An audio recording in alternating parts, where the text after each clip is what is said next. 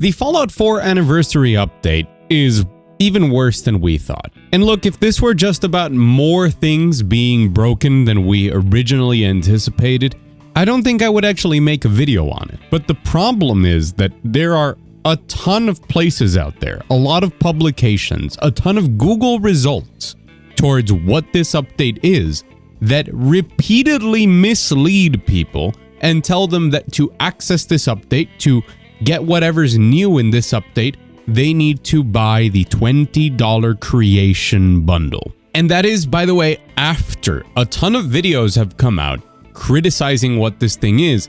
Still, there's a ton of articles talking about how to access the update. You need to buy the new creation bundle, and they even treat you like they're supposed to be the good guys or something. They're like, but don't be misled.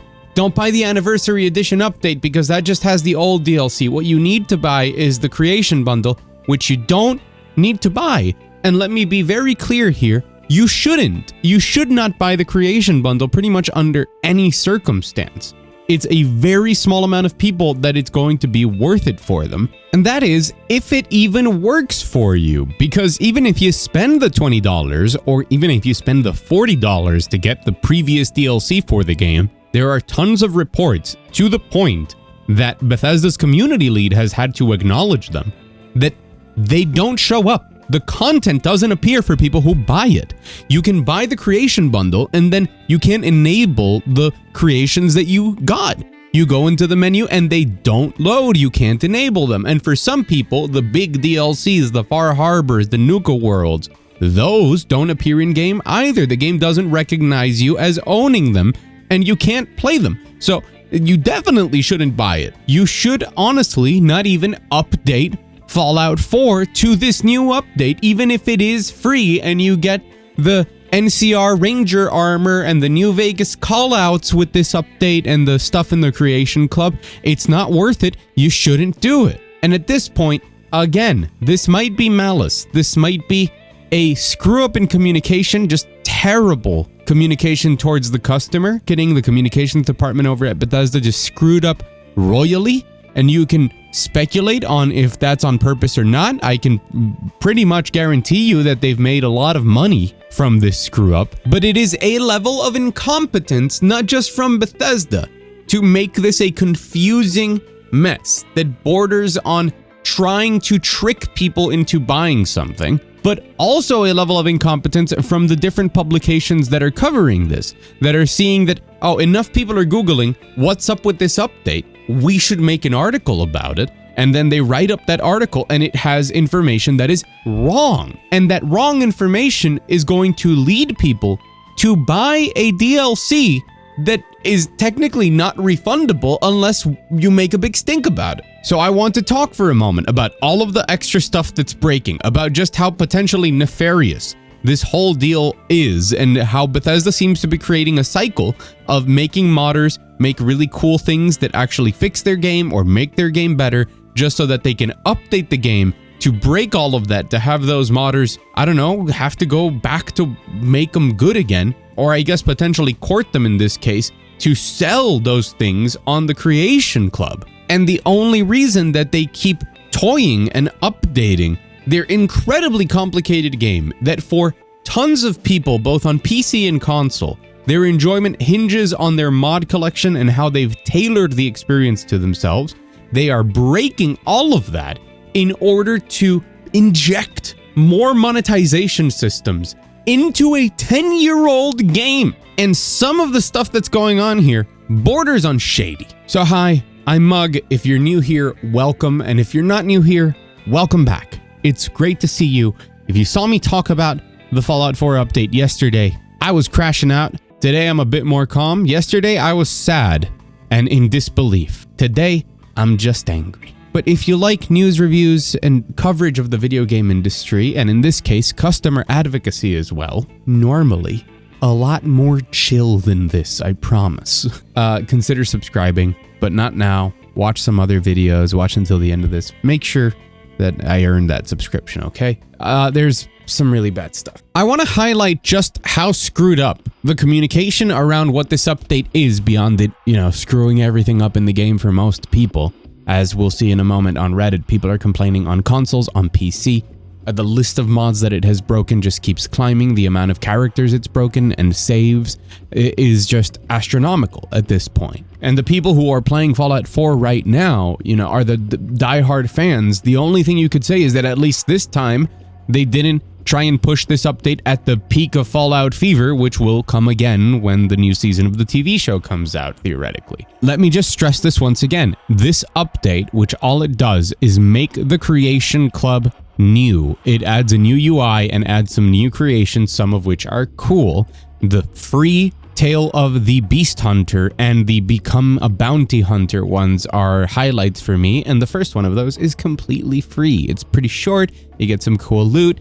The Bounty Hunter one has some more meat on the bones and has some even cooler loot in my opinion, and you can buy that for $6 and you can't buy it in the bundle. There is nothing that you need to buy to access this update. This isn't some big transformative thing, but you might pick up an article like this one from PC Gamer that says, hey, how do you get this new update to Fallout 4? And it says, if you've bought the Game of the Year edition, the only thing you require is the Creations bundle. It then goes in to say, however, players can't help but feel that Bethesda engineered this move to break existing mods and replace them with a new paid system. And Bethesda has said in a response that it's investigating the issue of people not receiving the content that they paid for. But still in this very article, it's saying that to access this update, all that is required is the Creations bundle. That is not required. This Creations bundle for $20 that gives you a ton of skins, and yes, it does give you a pretty decent list, like 12 different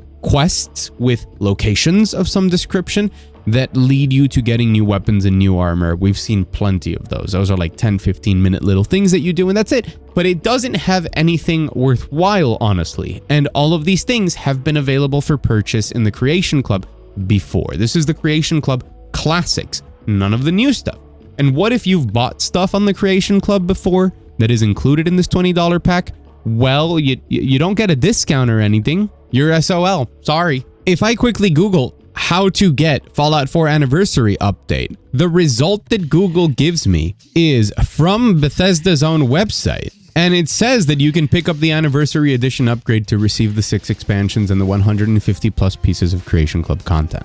What? You've got random people on the internet here, like Brent Jackson, with 736 reactions on his post, saying that the Anniversary Update isn't free. And that's because Bethesda has done a terrible job of communicating what this is, when really it's a glorified re-release of the game.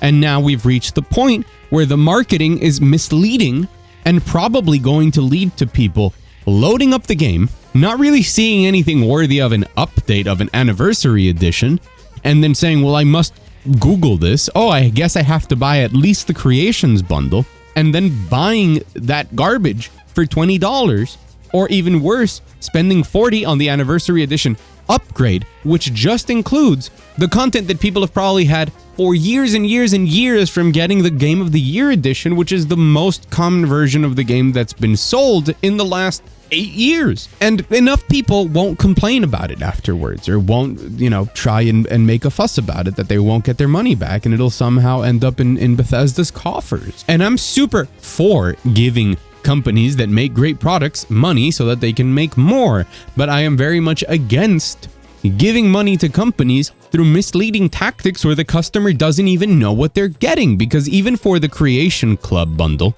you have to click through multiple different lines. You have to click through the item multiple times to find out what's actually technically included in the Creation bundle, to find out that it's mostly just power armor skins and dog meat skins and weapon skins, and nothing of actual value, and definitely not any of the cool new creations that they've included with the launch of the update. Undoubtedly, the biggest problem with the actual update, in case you are spending money on it or not, is that for a lot of people, it's not just that it breaks the mods that Bethesda has supported and tries to now support directly once again through the Creation Club. It's the fact that official content is broken. As acknowledged by Bethesda's own community lead, there is a bug going on with this update that makes it so that people's DLC isn't recognized as owned, meaning that the game won't load your DLC for the game. the 6 expansions, and that includes people who have bought the Anniversary Edition update for those expansions. Equally, the game also doesn't sometimes load the creations that you own.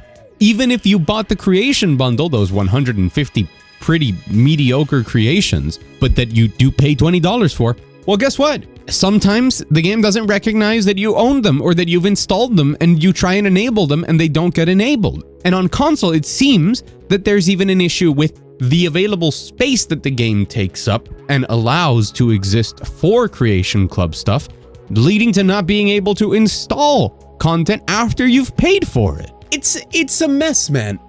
For me, the biggest deal breaker here is the amount of people that are going to think that you need to spend money to upgrade the game in some capacity to make it better, when all it really does is make it worse in most cases. But they're going to be confused or convinced from articles online that they should buy that $20 bundle or something else. It's absurd. How absurd is it? Well, let me show you. I did this in 10 minutes over on Affinity. This is just me mocking up a basic little poster that they could have thrown up on Twitter or with the official release or with the press release of this thing. And I based the basic layout of it on a different Microsoft game. Often very well done. Not going to comment on the actual content or the game, but when it comes to this thing, Call of Duty always puts out these big banners of like, this is everything that's new in this update. This is everything that's coming, all the weapons maps, when they're coming, all of this, right? At the bare minimum, this is a 10-minute basic mock-up that I did of how they could have communicated this in a way that wasn't confusing, at least off the bat. There's information missing here, but it would make it clear that the update is free with an all-new Creation Club, that there is a creation that's free for everybody unless you're on PlayStation. People on PlayStation don't get access to it. I don't know, man. Ask Bethesda. But that part is free, and that there's other things that you have to pay for that are unrelated to the free update, right? Ideally, if I were doing this like with more time and effort, you would have cooler layouts, and I would say like experience classic Creation Club content through the Creator Club bundle. All new Creator Club content like this, and this. And then maybe on the side and if you haven't played Fallout 4 yet, you can get the Anniversary Edition, which includes all of it. And that would make it so much easier to understand what they're doing and what they're selling. And they couldn't do that. And I can come up with something that's at least better than that in 10 minutes on Affinity, which is a software that I started learning yesterday because I want to get rid of Photoshop. Because guess what? Adobe, I pay for Photoshop. I don't want to pay for it anymore. I'm done with Adobe, but that's a different conversation for a different time. But they can't get anything right. This whole thing feels like it was just pushed out the door quickly and not quietly, surprisingly, but in a spectacular ball of fire that absolutely breaks everything. They're selling you a $20 bundle of not worth it. They're trying to confuse some people to buy the $40 bundle of content that you probably already own, and along with the $20 of worthlessness. And none of the communication around it has been good. Like, there are so many posts. Look at this random post on Reddit of some guy like, I'm gonna buy the anniversary upgrade, and people immediately, the first response is like, don't get the $40 one, get the $20 one. Why is this something that's happening? I hope this isn't on purpose and it's just like people being bad at their jobs, which, hey, happens everywhere, right? But it's still not okay in any capacity. We expect better, we deserve better, and especially, like, have Bethesda fans not been treated poorly enough, man? That now they have to basically get misled into buying products that don't even work, and that somehow screw up the products you already own. I'm gonna say it once again. Don't buy the Creation Bundle. If you can, don't even update to this. Stay far away from it, please. And if you can, go to every Discord server you know, go to every group chat you have with gamer friends, anybody who will listen, and just tell them to not buy this because it's misleading, it's confusing, and it is just very, very bad. Also, I forgot to say this in the other video. If you're itching for like an experience similar to this, I think The Outer Worlds 2 is pretty fun, and it's got some cool stuff going on. I don't think, at least so far with how much I've played, I would pay $70 for it. But if you have Game Pass it is definitely worth trying that out. Let me say it this way. I think you're gonna have a more interesting and potentially a better time going and playing the Outer Worlds 2 than you're gonna have falling down another Fallout 4 rabbit hole. I know that for a lot of us, it's like a comfy feeling of nostalgia going back into something that you're really familiar with and getting lost. But try something else. Let other people shine. There's a ton of indies that you can go out there and play. People in my previous video recommending Wasteland if you want more of the CRPG vibe. But if you want something that's very, straight one-to-one with a lot of what Bethesda does, go give the Outer Worlds 2 a shot. Might as well give other people an opportunity, right? At this point, my general feeling is anyone but Bethesda. So I hope they prove me wrong, man. I really do. But this is not okay. This whole situation is not okay. And for so many people that have been sick and tired of how Bethesda has treated their IP and treated their fans, it's just one step too far. In any case, I've been Mug. Thank you so much for watching. Go out there, enjoy some great video games. I have to go and talk about Steam, and I have to go and talk about Arc Raiders. So I'll see you real soon for those videos. Don't you worry about that. A very special thanks to the members of The Wall, be they members on Patreon or here on YouTube for supporting what I do. And as always, I'll see you again very soon.